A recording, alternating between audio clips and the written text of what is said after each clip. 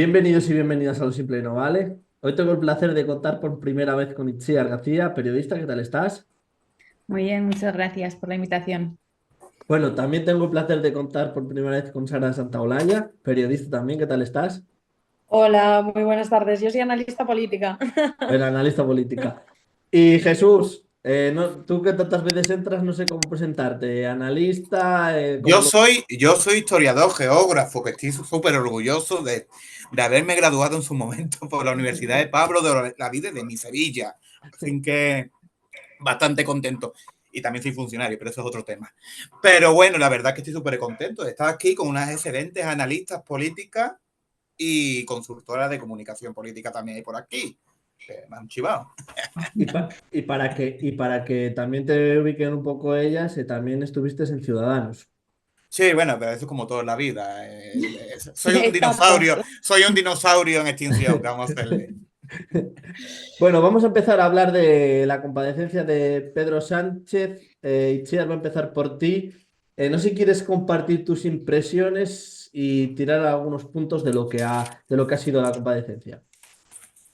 Sí, bueno, ha sido lo esperado, ¿no? Que al final no ha dicho nada y yo creo que el gran punto a recalcar es la falta de transparencia y opacidad que hay en este acuerdo que, bueno, todavía no es oficial, no se ha firmado, pero este preacuerdo que hay entre RC y el PSC, la falta de transparencia, la opacidad que existe en relación a lo que atañe, creo que a todos los españoles, ¿no? Entonces, la comparecencia ha sido básicamente decir que todo será magnífico, ha intentado meter tres mensajes. Uno es el tema del modelo federal al que se encamina España. El otro es que es mejor tener un presidente socialista y no independentista. Y luego el tema de la solidaridad. Entonces, creo que el marco conceptual o los mensajes que va a querer marcar el presidente van a ir por ahí, pero a mí me gustaría recalcar la falta de transparencia que ha existido y que existe todavía en estas negociaciones que, insisto, no solo atañen a RC, en este caso, y al PSC o al PSOE, sino que atañen a todos los españoles según lo que ha trascendido a la prensa. Jesús. Sí, yo coincido justamente con lo que ha dicho Icía sobre el tema de la falta de transparencia. De hecho, me llama mucho la atención de que esta negociación básicamente entierra uno de los ideales más grandes que era desde el 15M, que era con luz y taquígrafo todo tipo de negociaciones. Básicamente, una de las cosas que pedía el 15M, que pidió Podemos, y lógicamente pide de herencia suma, es la transparencia absoluta cuando hay negociaciones, en decir las cosas claras y demás. Y estamos viendo de que no hay ningún tipo de claridad. Nos están aportando la información a cuenta gota y demás. De todas maneras, en este canal en su momento yo dije que ella sí iba a ser presidente de la comunidad catalana. De hecho, también dije que iba a llegar a un acuerdo con Esquerra Republicana y con Comunes. ¿Cómo lo van a conseguir? Dándole algo a Esquerra Republicana que pudiera hacerle frente a Junts y que dejara sin ningún tipo de argumento y permitiera que el día de mañana Esquerra Republicana se pudiera reconstruir. Y entregarle los impuestos, pues siempre ha sido muy goloso. Pero eso también es peligroso porque va a reactivar el proceso. ¿Por qué? Porque el primer paso de construir cualquier Estado-nación es la entrega de los tributos para que lo coja esa aspiración a Estado-Nación. Entonces es un error de Sánchez. De hecho, te carga la solidaridad entre las diferentes comunidades. De hecho, también es bastante interesante de que el propio Pagé ya ha salido diciendo esto es una barbaridad, estoy flipando y demás. La ha criticado también como de costumbre y para no romper la tradición Felipe González, que yo creo que siempre diré que este hombre dice las cosas con mucho sentido, es socialista, pero con sentido de Estado y como debe ser. Y ahora tengo bastante curiosidad que dirá Alfonso Guerra, que siempre lo diré, y que me parece también su opinión bastante interesante. Pero es cierto, falta de transparencia y demás. Y de ahí una de las cosas de la comparecencia, que más que la comparecencia me han interesado las preguntas. El periodista Fernando Garea ha hecho una serie de preguntas que se ha quedado Sánchez como diciendo, hostia, alguien por fin me hace una pregunta que me ha hecho sudar un poco. Las preguntas de, oye, el tema de Nicolás Maduro, el tema de Venezuela, pero también, oye, ya que nos está diciendo que la semana pasada nos estaba diciendo que esto de entregar impuestos a Cataluña no iba a pasar y que se lo habías prometido a Yolanda y ahora estás cambiando de opinión, ¿quién no me dice que el día de mañana vaya a cambiar de opinión también con una consulta de Cataluña si quiere ser un Estado independiente o no? Y se ha quedado como diciendo, bueno, yo te voy a responder lo que yo quiera, básicamente ha dicho. Y ha respondido lo que ha querido, como de costumbre. Pero por lo tanto, eso yo creo que es lo más resaltable de la comparecencia, las preguntas de los periodistas. De hecho, a mí me encanta cuando los periodistas hacen de cuarto poder y hacen las preguntas incómodas al poder político, porque es la obligación del periodista fiscalizar el poder político. Aunque también con una serie de orden y sin ser desordenado como a otros periodistas que le pasan de vez en cuando en el Congreso que se saltan cierto orden.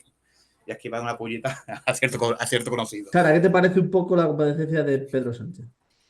Bueno, yo creo que es una comparecencia que nos hemos acostumbrado siempre de fin de curso. Es un poco lo que vemos cada año, sobre todo en estos años que llevamos viendo un gobierno progresista.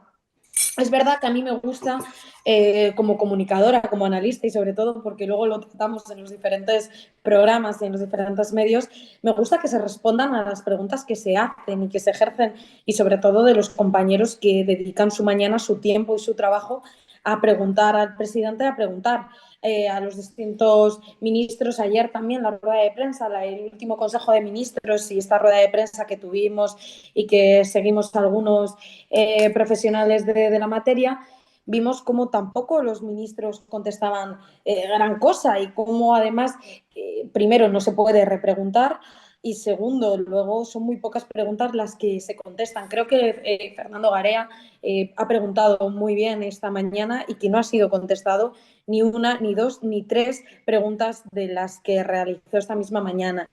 De todos modos, creo que es un momento difícil para contestar y para saber qué explicar, porque el acuerdo del PSC y Esquerra todavía no se sabe qué va a pasar hasta que este viernes no lo avalen las bases de Esquerra.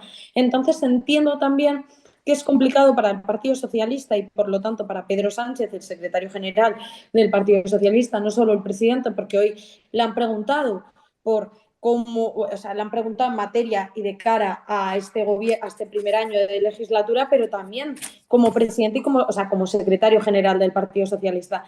Entonces creo que como puede no ser aprobado por las bases de Esquerra este viernes, como también hemos visto otras veces a partidos independentistas en el último momento echarse atrás y de repente lo que iban a votar sí, al día siguiente votar no, o donde dije Diego, digo, dije, y un poco el mismo mecanismo, pues creo que es mejor mantener silencio, mantener la calma y esperar a que se sepa un poco qué va a pasar y qué va a pasar este viernes. Creo que todo es muy precipitado y creo que el presidente lo que está intentando es no echar atrás un acuerdo que supongo que ha costado mucho firmar. Itziar, prosigo por ahí. A mí me gusta, entre comillas, intentar ser objetivo. Me parece a mí positivo que si sale Salvadorilla, que haya entretenimiento de otros partidos que hay, que salga investido como presidente de la Comunidad Autónoma de Cataluña, me parece positivo. Y también sí que es cierto que con el PSOE en el poder se rebajó lo de 2017 de tanto independentismo. Eso sí es cierto. Lo que no estoy de acuerdo es con la amnistía ni con las concesiones que le van a hacer a Esquerra Republicana. En no estoy de acuerdo, pero el otro hay que reconocerse lo que ha sido con el PSOE, que se ha rebajado el tono. ¿Qué te parece un poco también el punto de vista, como también ha comentado Jesús, de Paje y también, obviamente, que llevan, como es lógico, de otras comunidades autónomas gobernadas por el PP, que sí es cierto que no es, cuando se haga público, parece ser que no va a ser una cosa solidaria con todas, como por ejemplo con Andalucía, Valencia, Galicia, Castilla y León? ¿Qué te parece también un poco el punto de vista de las otras comunidades autónomas y de los otros presidentes o presidentas de las comunidades? Me parece totalmente lógica la postura de otros presidentes de comunidades autónomas y de algunos varones del PSOE que también han mostrado su descontento, ¿no? Al final es hacer cierto agravio comparativo con sus comunidades. Ahora bien, yo creo que desde el punto de vista de la comunicación y de la estrategia a nivel del PSOE, ver un partido dividido es horrible de cara a la ciudadanía. O sea, la reputación de un partido, y una vez que se divide, es realmente apabullante y puede perjudicarle de cara a las próximas elecciones. Lo que ocurre es que las próximas elecciones están todavía muy lejos y pueden pasar tantas cosas. O sea, al final la información se sucede segundo tras segundo y se nos olvida lo que ocurrió ayer. Ahora bien, quería hacer una pequeña puntualización en relación a la amnistía y a este acuerdo, ¿vale? Podemos estar de acuerdo o no, o sea, que yo no voy a entrar en esos temas, al final yo me dedico a la comunicación, ¿no? Pero hay una cosa muy diferente en lo que respecta a la amnistía y cómo puede afectar a las otras comunidades el tema de la amnistía y el tema del cupo, ¿vale? La amnistía al final puedes estar de acuerdo o no cómo se ha gestionado, pero al final a Paje, a su comunidad autónoma, no le afecta directamente. Ahora bien, el tema del cupo es un tema económico que afecta a todos los españoles, a todos los ciudadanos españoles. Entonces, eso sí que ya toca el bolsillo. Entonces, la repercusión a nivel estratégico y a nivel de comunicación es muy diferente. O sea, una cosa se puede olvidar más rápido. El tema de la amnistía puedes darle mucho ruido, puede hacer mucho ruido, pero el tema del cupo es todos los años renovarlo. Yo lo sé porque al final en el País Vasco, yo soy de San Sebastián, conozco muy bien el tema del concierto económico, cómo funciona. Eso se renueva cada 5 años, se debería renovar, no siempre ha sido así, pero se debería renovar. Entonces, siempre va a estar en la mente de la gente, siempre va a tener la gente, todos los españoles van a tener en mente que a Cataluña se le ha dado un trato diferencial. Entonces, esa es la diferencia entre la amnistía y entre el cupo desde el punto de vista de las repercusiones que podría tener este tema a medio plazo. Jesús. Sí, de hecho yo siempre he dicho que el cuponazo, como me gusta llamarlo a mí, me parece una cosa muy poco progresista. ¿Por qué muy poco progresista? Una de las cosas que pedía, por ejemplo, en Italia la Liga del Norte es básicamente un trato diferencial a Italia del Norte frente a la Italia del Sur y la Italia Central. Roma nos roba, decía lo de Salvini. Pues justamente estamos viendo que el nacionalismo catalán y los nacionalismos centrífugos de España dicen exactamente el mismo discurso con el mismo objetivo, es decir, darme lo que es mío y no reparto para el resto de comunidades autónomas que tienen posiblemente necesidades de reestructurar, de generar básicamente una estructura de Estado, una estructura de país, un proyecto de país. Pero se olvidan de que nosotros también, el Estado español, el gobierno de España y todos los españoles hemos invertido millones de euros justamente en crear infraestructura en esas comunidades autónomas, hemos generado un estado de bienestar y hemos generado también una serie de capacidades y potencialidades que afectan tanto a la comunidad, catalana, a la vasca, a la gallega también, y el resto de comunidades, porque hemos querido articular un país. ¿Cuál es el problema? De que ahora están diciendo que Madrid nos roba, España nos roba y demás. No robamos justamente. Hay un principio de solidaridad interterritorial que todos conocemos, constitucionales, de que hay que justamente generar una serie de eliminar las desigualdades, pero manteniendo, no siendo todo igual. Es decir, hay ciertas cosas de que a lo mejor podemos diferenciarnos y de hecho es bueno que seamos diferentes porque eso nos muestra diversidad y la cultura española, gracias a Dios, es diversa porque la cultura catalana, la cultura vasca, la cultura gallega, la cultura también andaluza son culturas de este bendito país. Pero hay elementos de creación de infraestructura y demás que tienen que hacerse por planes nacionales y demás. De hecho, yo nunca he entendido por qué siempre se ha estado retrasando, por ejemplo, el corredor del Levante que uniría Almería con la costa levantina y demás, y Cataluña. Eso es una falta de proyección estratégica en nuestro país. Y enfocarlo todo al centro de Madrid es un error. Hay que diversificar y generar nuevas infraestructuras. Pero para no darle ni siquiera el discurso al nacionalismo.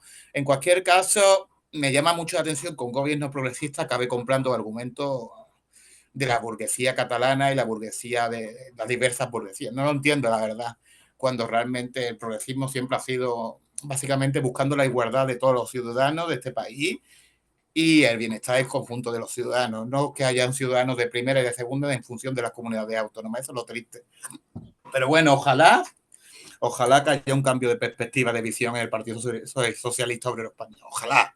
Y demás. Porque, a fin de al cabo, ese cambio de perspectiva, de visión, sería positivo para el conjunto del país. Pero bueno, en fin, también la política es la que hay que cabalgar las contradicciones, decía Pablo Iglesias. La cabalgan muy bien. Sara. Sí, bueno, yo volviendo un poco, recuperando la amnistía, bueno, para empezar, creo que Iciar va con la clave. Yo creo que duele más la pasta que el argumentario político. O sea, es decir, ahora vamos a ir a un problema mayor que lo que vivimos con la amnistía. Hay que recordar que en la amnistía había gente que estaba en contra de ella sin estar redactada, Sin estar redactado el texto, ya teníamos manifestaciones en Ferraz cada día y cada noche. Sin estar redactado el texto de la amnistía, ya teníamos una oposición en el Congreso de los Diputados que decía que era el fin de este país, que era un auténtico fraude, que llegaba el apocalipsis, que al final no había situación más desigual que la ley de amnistía, y todavía no conocíamos el texto. Cuando se hizo la redacción del texto, siguieron estas manifestaciones sin ni siquiera saber si este texto se iba a llevar a cabo. O sea, hay que recordar que Junts vota la primera vez en el Congreso que no. O sea, es que el propio partido que salía beneficiado de esta ley votó en contra de esta ley por primera vez en el Congreso, en la primera vuelta. Entonces, es verdad que ha sido muy complicado durante estos meses defender. Yo defiendo la ley de amnistía porque creo que ha sido el cierre de un capítulo que fue el proceso muy duro y que quizás se tenía que haber hecho antes. Yo defiendo la ley de amnistía y que defiendo en esto que tenía que haber llegado antes. Hemos esperado demasiado porque la herida en el pueblo catalán era demasiado grande y a día de hoy lo seguimos viviendo y sufriendo algunos. Entonces, lo que pasa con esto, que a mí lo que me cuesta un poco más, es que llegue siempre cuando hay negociaciones políticas. Yo entiendo que esto es política y a través de la política tienes que llegar a pactos, acuerdos y a negociaciones, pero a veces es mejor que sea por la solución de un conflicto que no por la solución de investir a un candidato al gobierno nacional o a un candidato al gobierno autonómico. A mí me gusta que las soluciones sean para la ciudadanía, para toda. Creo que ahora vamos a atravesar un momento complicado, porque es muy difícil de explicar aquí en España. No me voy a poner pedante porque todas las que estamos hoy aquí conectados y todos los que estamos hoy conectados sabemos cómo funciona nuestro régimen, pero salir del régimen común e intentar entrar en un régimen foral cuando eres uno de los que, para entender, creo que técnicamente se dice poner la pasta es en el régimen común, vas a dejar de pagar ahora actualmente, creo que son 2.600 millones, y de repente vas a pasar al otro lado con un cupo solidario que a lo mejor hoy es esta cantidad, pero el año que viene es algo menor, y que este dinero... Es que es muy difícil de explicárselo a comunidades como Andalucía, que son beneficiadas con este dinero, a Castilla-La Mancha, a Extremadura, a comunidades que tienen menos, que pagan menos, que sacan menos, pero que el pilar fundamental de este régimen común son Madrid, Cataluña y Baleares. Es muy difícil sobrevivir de ello. Quiero pensar que dentro de esto, si finalmente se acaba llevando a cabo, esa cantidad que aporta dentro del régimen común Cataluña, van a intentar buscar que fuera del régimen común se siga aportando, pero claro, esto lo puedes garantizar con un presidente socialista el tiempo que esté, pero si esto finalmente se queda así, dentro de 4 años puede venir otro presidente que diga, oye, a mí no me interesa esto, y tenemos un problema, porque esto es lo que nos están intentando garantizar con un gobierno socialista, pero a lo mejor dentro de 4 años en Cataluña no hay un gobierno socialista, o de 3, o es que pueden pasar tantas cosas. El tablero político nos ha demostrado en nuestro país que pueden dar tantas vueltas, que es muy complicado de entender, y sobre todo de entender estas contradicciones, que a mí es lo que menos me gusta de todo esto, que es el decir hace una semana, hace 2, esto no va a pasar, no vamos a llegar a este concierto económico, como lo quieras llamar,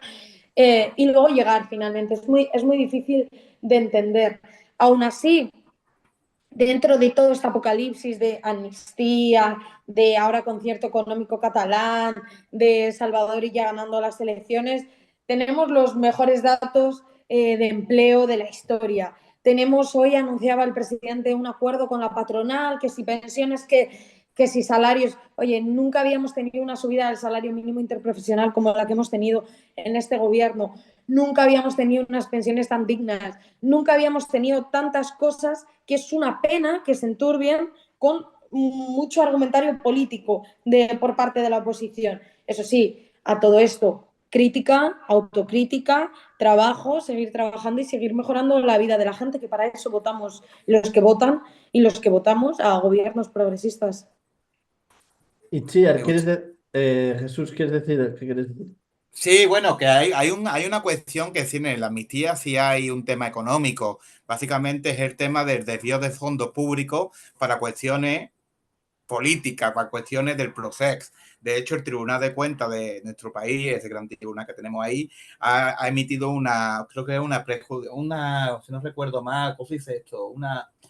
Le ha mandado a los tribunales de la Unión Europea porque posiblemente haya un desvío de fondos, y esto justamente no compagina con el derecho de la Unión Europea, ni la lucha contra la corrupción y la lucha contra el blanqueo de capitales. Por lo tanto, sí hay una cuestión económica en el tema de amnistía. Más, más de corrupción, ¿no? Más de corrupción que económica, diría yo. Presunta claro, corrupción, ¿no? Pero más, presunta. Es decir, el tema del cupo es totalmente económico. El tema de la absolutamente. amnistía tiene una derivada que puede ser presunta corrupción. Entonces, correcto. Entonces ahí está el tema. Yo creo que también hay un tema más o menos de dinero.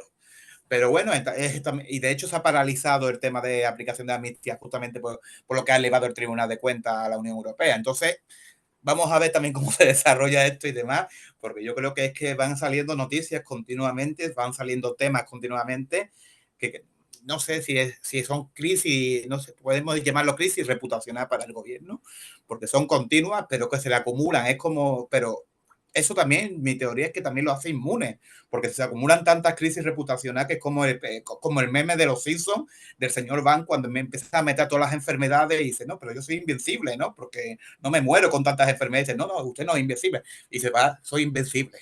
Pues justamente yo creo que nos hemos acostumbrado a tantos escándalos continuos que ya decimos, pues otro más. Algunos escándalos, algunos no está probado nada, se acusa, otros no. La verdad, pero bueno. Itziar, o Sara, ¿qué quieres decir? Sara, di.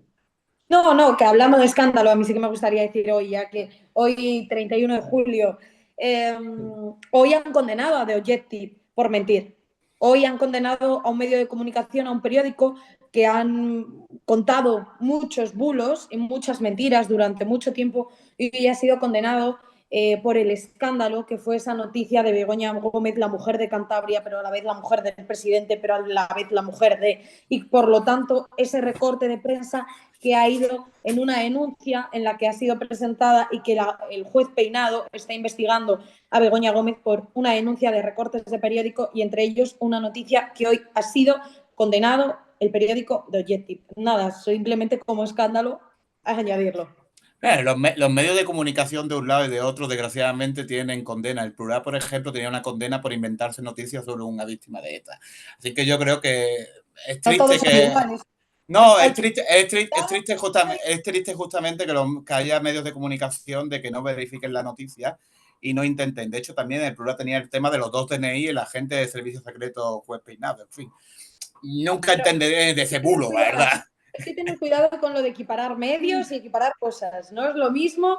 Hay muchos periodistas muy válidos en nuestro país. Estoy de acuerdo. Y hay que tener mucho cuidado el equiparar la basura periodística al periodismo. Nos guste más o menos. A mí hay periodismo conservador que no me gusta, pero no es una basura periodística. Es periodismo conservador y con el que a lo mejor no leo todos los domingos, pero es un periodismo muy digno con periodistas muy dignos. Aunque no piensen y la línea editorial sea distinta. De hecho, un buen medio de comunicación es el Confidencial, por ejemplo, que investiga la corrupción de ambos lados y lo saca sin ningún tipo de problema. De hecho, hay varios temas del juez Peinado que está sacado por el Confidencial. Pero bueno. Me gustaría aquí hacer un inciso, ¿no? Que nos estamos hablando en los periodistas. Yo creo que yo soy periodista, consultora de comunicación, pero antes de nada periodista, y voy a defender la libertad de expresión hasta todos los límites. Creo que el foco hay que ponerlo en la ética de los políticos. Estoy de acuerdo. La ética, en elevar el listón ético de nuestra clase política. Y el foco no hay que ponerlo, en este caso, ni en los cónyuges, ni en los familiares, sino en los propios políticos. Y en otros países existen, por ejemplo, códigos de conducta ministeriales que están por encima de las leyes, que asumen como propio tanto presidentes como ministros. Si tuviésemos una cosa de estas aprobada en España, no hubiésemos tenido ningún caso, ni Begoña, ni Peinado, ni ningún caso, porque son códigos de ética preventivos. Y hay en un montón de países. O sea, y se basa en la transparencia, en la honradez y en todo esto. Entonces, yo antes que meterme con los periodistas, trataría de elevar el listón ético de nuestra clase política. ¿Y no crees, Iciar, que hay que elevar, que yo estoy de acuerdo, el nivel ético de nuestra clase política, en eso estoy de acuerdo, pero que también hay que elevar el nivel profesional cada uno en su trabajo y en este caso los periodistas también. O sea, yo pido a la política, yo a los políticos les pido soluciones, trabajo y menos crispación. En eso, total. Pero también cuando yo consulto un medio de comunicación, el que sea, también pido que no me engañen. Por supuestísimo, totalmente de acuerdo, pero por encima de los periodistas creo que nuestra clase política, que es quien nos sirve, o sea, son servidores públicos, ¿eh? Son servidores, nos representan en teoría, tienen que dar ejemplo. Y primero empecemos por los de arriba. Si ellos dan ejemplo, el resto, evidentemente, yo como periodista sería la primera en firmar un código de autorregulación ahora mismo, o sea, donde me digan. Pero antes de nada, la clase política. Porque luego cae en cascada. Creo, es mi opinión. El pensamiento de Ortega y Gasset, sin ir más lejos. Ya habéis comentado el tema de Begoña y demás. ¿Qué os parece también un poco? Vamos a hablar por el otro lado. La oposición que está haciendo Feijóo en estos últimos días y Tellado las declaraciones que está haciendo también. ¿Qué os parece un poco? ¿Cómo lo está haciendo? ¿Está siendo objetivo? ¿No está siendo objetivo? ¿Qué os parece? Jesús, empiezo por ti. Yo soy de la opinión de que está siendo tranquilo. ¿Por qué? ¿Por qué está siendo tranquilo? Porque está básicamente diciendo que no tienen que usar la abogacía del Estado justamente para causas privadas del señor Pedro Sánchez, porque a Pedro Sánchez se le convoca como Pedro Sánchez, no como presidente del gobierno. Pero bueno, eso es otro tema. Básicamente yo creo que Feijóo ha sido bastante moderado, bastante claro y directo. De hecho, yo soy bastante crítico con el Partido Popular y con la derecha en general, con ciertas posturas, porque a veces se pasan de frenada, tipo Vox, o se pasan de tranquilo, tipo Feijóo. Pero en este caso yo creo que ha sido bastante equilibrado y bastante comedido para lo que pudo, para lo que puede ser. De hecho, hablando sobre el tema de la abogada del Estado y demás, se han publicado informaciones de que está metida, si no recuerdo mal, en una de las empresas públicas, en Exa, que pagó a Barrabás justamente 200.000 euros por montar un evento y demás. Y posiblemente este tipo de contratos pueden ser objeto en un futuro de investigación. Y a lo mejor esta chiquilla tiene que acabar su relación laboral con esta empresa pública que aportó estos contratos. Es secretaria, si no recuerdo mal, del Consejo de Administración. Y en base a los convenios judiciales, que por cierto, los convenios judiciales de la abogacía de Estado se le dan siempre a los elegidos, no se le dan a todos los abogados del Estado.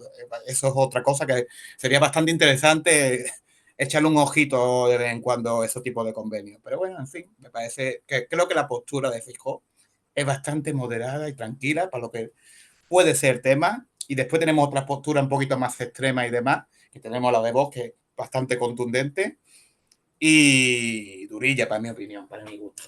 Itziar, yo quería añadir también que el partido, yo critico o alabo dependiendo de algunas cosas a algunos partidos. Y en este caso al PP también creo que hay que criticar el cierto comportamiento con Vox que han permitido cuando han formado gobierno.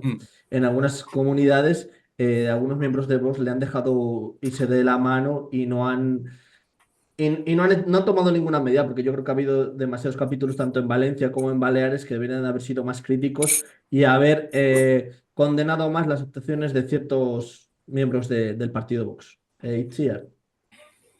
Bueno, al final cuando estás en el gobierno, en un gobierno de coalición es muy complicado criticar a tu socio de gobierno, ¿no? Al final el poder es el poder y a todos nos gusta mantenernos en él y es muy complicado generar una crisis. Luego se ha generado sola, bueno, no, la han provocado evidentemente. Aquí yo también tengo mi opinión muy particular, que todo el mundo dice que Dios le ha venido a ver al Partido Popular por esta crisis que ha tenido con Vox y esa ruptura que han tenido.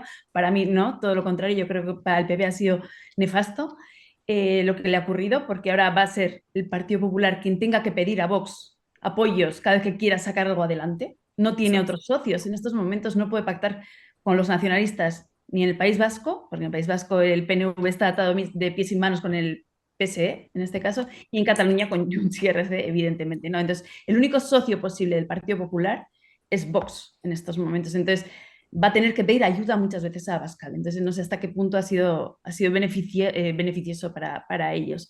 Entonces, volviendo a la pregunta que tú decías, pues es complicadísimo generar una crisis y oponerte a tu socio, al único que te puede votar ahora en ciertas situaciones, tanto a nivel de Parlamento autonómico como a nivel nacional. Esa, ¿tú qué opinas? Pero yo creo que debería de haber ciertos límites tanto por un lado como otro. Los socios de gobierno, tanto del PSOE como del PP, me parece que se exceden en muchas cuestiones y que deberían de ponerle freno. Yo prefería no pactar con nadie y seguir con mis ideales que tener al lado socios que se pasan de frenada. Esa. Bueno, yo creo, aquí hay varias cosas, es que son temas muy profundos de tratar, entonces no me quiero enrollar, creo que nos está pasando a todos, que estamos Sí. intentando dar pinceladas. Mi pincelada es, creo que nunca es lo mismo un verdugo que una víctima. Creo que nunca es lo mismo el insultado que el que insulta. Y llevamos un tiempo que cuando hablamos de crispación parece que hablamos de todo, pero cuando siempre vemos cómo son los mismos los que insultan y los otros los que reciben, que los insultos son siempre de otra vara de medir. O sea, hemos tenido al líder de la oposición intentando insinuar que el presidente es un enfermo mental en un programa de prime time en televisión. Hemos tenido al portavoz del Partido Popular en el Congreso decir que Pedro Sánchez iba a ir en un maletero. El señor Tellado decía esto. Hemos tenido a cargos y representantes del Partido Popular llamando al presidente del gobierno felón, traidor, cobarde, loco, mentiroso, dictador.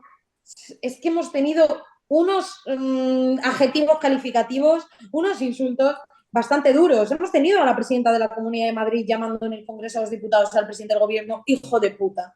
Y que luego con esa frase la han tapado y la han dulcificado de la manera que todos conocemos, han hecho merchandising. O sea, es que de un insulto han hecho una campaña electoral. Este es el nivel que ha demostrado y que ha tenido la oposición. La oposición que a mí lo que más me duele de todas estas frases no es hacia el presidente del gobierno, es que se haya utilizado el nombre de un terrorista para una campaña electoral, como fue el que te vote chapote, con todo lo que esto implica para las víctimas del terrorismo. A los que tanto les preocupa las víctimas del terrorismo, y seguro que Iciar lo sabe muy bien en su tierra, todo lo que esto ha supuesto, imagínate las miles de familias vascas, y no vascas, sino el resto de España, que han tenido que escuchar durante las elecciones nacionales, las campañas municipales y autonómicas y las campañas europeas, el que te vote chapote. Es como si utilizamos el nombre de un asesino aquí para que les voten a ellos. Pero bueno, esto es muy duro. Entonces, cuando hablamos de crispación, a mí sí, es verdad, existe la crispación, pero oye, el nivel y la vara de medir quizás es distinta en un lado y en el otro. Dicho esto, creo que la oposición no ha estado a la altura. Aquí hay grandes pactos de Estado, como se pudo aprobar y votar conjuntamente el Pacto contra la Violencia de Género. Creo que hay grandes pactos de Estado, como hay un problema con la vivienda brutal que estamos atravesando todas y todos. Hay un problema más allá de la amnistía. Hay algo que no tenemos, que es un acceso a la vivienda. Que lo que nos dice nuestra Constitución, que es acceder a la vivienda, que todos tenemos derecho a una vivienda, no la tenemos. ¿Qué está pasando? Ya no te hablo ni de jóvenes ni de mayores, es que no hay una vivienda accesible. En ciudades como Madrid, en la que vivo, es muy difícil llegar a fin de mes si tienes que pagarte un alquiler que está por las nubes, pero a la vez no puedes pagarte una hipoteca porque no tienes para pagar una hipoteca ni para la entrada de un piso. Son problemas que preocupan y que en torno a la vivienda nadie se reúna, en torno a la salud mental nadie se reúna, que todo al final es el mismo círculo, porque si no tengo una vivienda en la que vivir y en la que me garantice tener un techo, no tengo una salud mental preparada porque tengo muchos problemas que afrontar. Y nadie está hablando de eso y nadie se está reuniendo los grandes partidos de nuestro país para firmar un acuerdo, el que sea, conjuntamente y sacar a la ciudadanía española de esto que estamos atravesando. Entonces yo veo una oposición muy cerrada al diálogo, muy echada al show, muy hoy hago una frase corta, un vídeo viral, hoy tal, pero lo que nos está preocupando a la ciudadanía nos lo están dando en pequeñas pinceladas, como nosotros esta tarde, pero con temas que de verdad necesitamos para sobrevivir y para salir. Entonces, muy breve, termino con esto, creo que la oposición no está a la altura, creo que Vox ha conseguido atrapar a la derecha de Feijóo moderada, creo que ahora no les diferencia a unos y a otros porque tienen un discurso contra la inmigración, contra los niños, o sea, es que estamos viendo que en nuestro país se ha llevado a debate el reparto de niños y de niñas, de menores, y parece que se está hablando del reparto de delincuentes cuando tú escuchas al señor Feijóo hablar de delincuencia y de inseguridad o al señor Borja Semper. O sea, es muy preocupante que se intente equiparar y poner al mismo nivel la delincuencia y la inseguridad con la inmigración. Y sobre todo cuando son niños y niñas, que no se nos puede olvidar. Y eso se ha llevado a debate en nuestro país. Entonces, creo que ahora mismo la derecha y la extrema derecha están dándose la mano y caminando muy a gusto juntas. Sí, Ardi. No, quiero coger el hilo que ha comentado Sara porque me parece súper interesante el tema de que no se habla de los problemas reales del día a día. O sea, estoy totalmente de acuerdo con el tema del alquiler de Madrid, lo estoy viviendo en primera persona ahora mismo, hoy. Entonces, creo que tenemos una oportunidad, pero no solo los partidos políticos, creo que tenemos responsabilidades de la sociedad civil, ¿vale? Que por una parte está la clase política, por otra parte están los medios de comunicación como fuerza fiscalizadora y tal, pero luego está la sociedad civil responsable. Tenemos también responsabilidad y tenemos que salir a la calle o tenemos que trabajar o tenemos que pedir. Tenemos que ser mucho más exigentes y no perdernos en la batalla dialéctica de unos y otros y entrar al trapo de sí, amnistía, sí, de acuerdo, amnistía, de acuerdo, el cupo, pero ¿qué hay de lo mío? Quiero trabajo. El paro juvenil, doblamos el paro juvenil de Europa, lo doblamos. El paro a nivel general también está muy por encima del nivel europeo. De acuerdo que No, el el paro juvenil sí, pero el paro paro, juvenil o sea, el 29%. La sí, el renta paro per juvenil cápita, sí. la renta per cápita, hablamos del PIB, pero la renta per cápita, miramos los datos, 20 años estancada. Hay que mirar la renta per cápita, no podemos mirar solamente el PIB. O sea, creo, pero a lo que iba, Y el yo paro creo que es juvenil, importante que totalmente no de nos acuerdo. centremos solamente en problemas más políticos que inundan todas las tertulias y centrémonos en políticas públicas de verdad que realmente importan en el día a día de la ciudadanía. Educación competitiva, enganchémonos al tema de la inteligencia artificial, no nos podemos permitir quedarnos atrás. El tema de la vivienda, el tema del agua, la política del agua, o sea, hay ciertos temas que tenemos que coger al vuelo ahora rápidamente y no perdernos en otros debates que son, no te voy a decir estériles, pero actualmente no solucionan los problemas de la ciudadanía. Y para eso yo creo que hace falta una sociedad civil mucho más Sí. exigente que la que es. Jesús, ¿qué quieres decir? Desgraciadamente los insultos, yo es que lo he visto tanto a un lado como a otro. Por ejemplo, Correcto. cuando se inventaron el bulo de la mujer de Feijóo, lo dijeron en sede parlamentaria diciendo que había cobrado un contrato de 144.000 euros. O cuando Óscar Puente se dedica a insultar, no sé, a todo Dios, ¿no? No entiendo cómo este ministro no, es capaz de causar, no siendo de transporte, crisis diplomática con países amigos. Después podemos hablar también de la reacción de esos países amigos, que también son excesivas para mi gusto. Pero bueno, en este caso yo creo que estoy de acuerdo con Sara sobre el tema de que hace falta pactos de Estado. El primer pacto de Estado a lo mejor tendríamos que habrá un pacto de bajar tono de los partidos políticos de un lado y de otro, y que la ciudadanía, como bien ha dicho ella, lo exija. El segundo y no menos importante, yo creo que son todos los problemas sociales que tenemos. El problema de la vivienda, yo creo que es clave. El otro día vi un anuncio en Málaga que básicamente un piso en Málaga valía lo mismo que un piso en Suiza, pero los sueldos aquí son más bajitos, muchísimo más bajos que en Suiza. Es una barbaridad. También podemos hablar de los problemas de atención primaria en las comunidades autónomas gobernadas por la izquierda y por la derecha. Son los mismos problemas.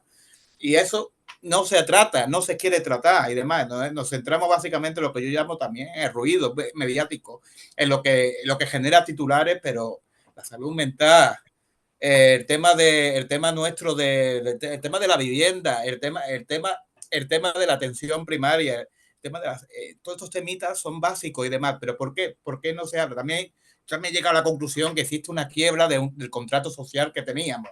Se ha quebrado en España y en Europa. Y por lo tanto yo creo que ahora es el momento, porque tenemos una ventana de oportunidad, de generar un nuevo contrato social que se incluya más derechos y se brinden derechos sociales en la Constitución, que es donde habría que hacer una gran reforma para brindar esos derechos sociales y las competencias que pueda tener el Estado sobre esos derechos sociales. Es básico. ¿Cómo hacemos eso? Que el PP y el PSOE se pongan de acuerdo. El PP y el PSOE, desgraciadamente, viendo el programa, están más en la idea de la alternancia política. Pierdo el poder, entro yo, ya vemos, Sí. vamos viendo, y después tú entras. Pero eso, por eso es tan importante que hubiera un partido bisagra, potente, liberal y moderado. Pero desgraciadamente el Cabilla se murió. Y demás, aquí voy a echarme las flores y demás, como siempre digo, voy a barrer para mi antigua casa. Eso es una buena opción, porque, por ejemplo, el pacto de estado de violencia de género fue una negociación entre izquierda y entre PP y PSOE que estuvo mediando Ciudadanos, por ejemplo, en su momento. Lo que pasa es que se perdieron por el camino, lo siento por ti, Jesús. Sí, pero estoy de acuerdo. Se perdieron por el camino. Estoy de acuerdo. De hecho, yo era de la opinión que se tenía que pactar izquierda y, Ay, os y he vuelto a derecha. perder. No, solo me gustaría añadir una cosa, Sí. Alberto. Estoy de acuerdo con lo del paro juvenil, pero no con lo del paro general. O sea, es decir, hemos batido récord de empleadas. Nunca había habido tantos hombres y mujeres en nuestro país trabajando. Nunca. O sea, es que hace unos meses... Comparativamente con otros países europeos. Ah, yo te hablo de nuestro país. No, de nuestro país, no, ahí no, comparativamente con Europa. Vale. Queremos mejorar, ¿no? Siempre nos comparamos con, vamos a competir, vamos a ser competitivos, tenemos el potencial, tenemos gente súper preparada, joder, vamos a hacerlo. Creo que hay oportunidades de hacerlo. Sí, perdón, y Ciar, que te corto porque va con retardo para mi conexión, pero no te quiero interrumpir. Pero totalmente, hay que compararse, pero también hay que compararse con lo que hemos sido y con lo que hemos tenido en nuestro país. O sea, hay que celebrar, al igual que reivindicamos y al igual que exigimos que haya grandes pactos y que haya grandes soluciones para nuestros problemas, porque son muchos, también hay que celebrar cuando de repente tu grupo de amigas todas tienen curro y todas trabajan. Y eso es por políticas públicas como las que está habiendo y por políticas de empleo como las que está habiendo, y que estamos en una situación histórica de desempleados y de empleados. Nunca había caído tanto el paro y nunca había subido tanto el nivel de empleados en nuestro país. Y eso también hay que celebrarlo. Y ya, aquí, ya, el cierre que tú quieras, Alberto. Pues no sé si quieres añadir alguna cosa más, si no lo dejamos aquí, ¿vale? Y ya habrá más días para debatir. ¿Vale? ¿Queréis añadir alguna cosa más? Si no, lo dejamos aquí. A mí me gustaría hablar algo de un pequeño de Venezuela y demás. A ver si se pone de acuerdo Yolanda y el ministro de Asuntos Exteriores de la posición del gobierno de España, porque yo no sé al día de hoy cuál es la posición, porque uno dice la competencia del ministro de Asuntos Exteriores y Yolanda dice que hay que renunciar al resultado. No lo sé, de verdad. Eso, por cierto, conecta con lo que ha dicho Icía, de que los gobiernos de coalición son difíciles de gestionar y demás. Y a veces da miedo, cierto miedo, llevarle la contraria a tu socio. Pues bueno, lo dicho, muchas gracias a los tres y nos vemos otro día. Gracias a vosotros, encantada de conocer. Hasta luego.